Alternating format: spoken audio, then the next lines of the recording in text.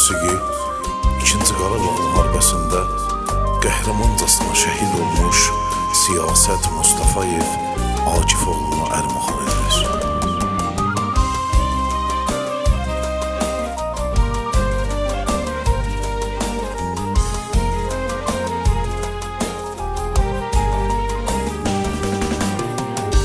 Vətən üçün candan keçir, sən canını fəda etdin.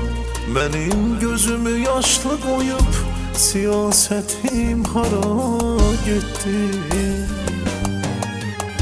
Düşmənlərdən qisas alıb, onları bir məhv etdin.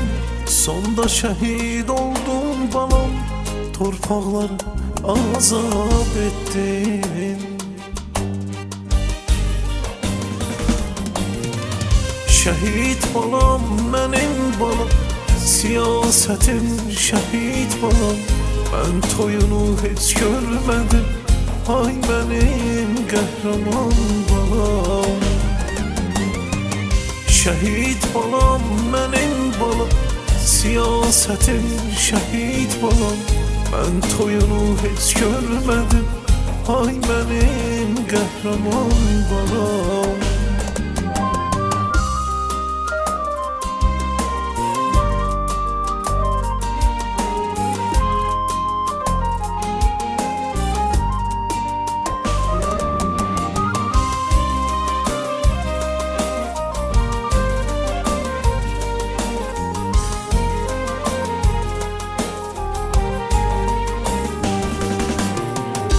Nişan üzüyün evdə qaldı, toyun azca qalmışdı. Fələk səni məndən aldı, mənim balam şəhid balam. İndi şəkillərinə baxıb, ağlayıram hər gün balam. Bilirəm cənnətdəsən, ay mənim şəhid balam. Şəhid balam, mənim balam, siyasətim şəhid balam.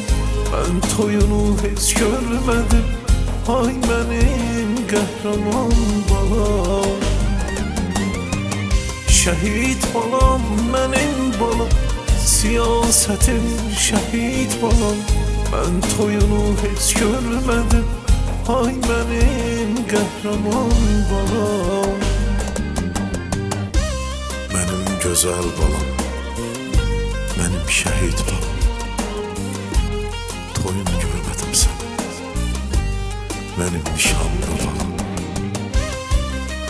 Yatım əzab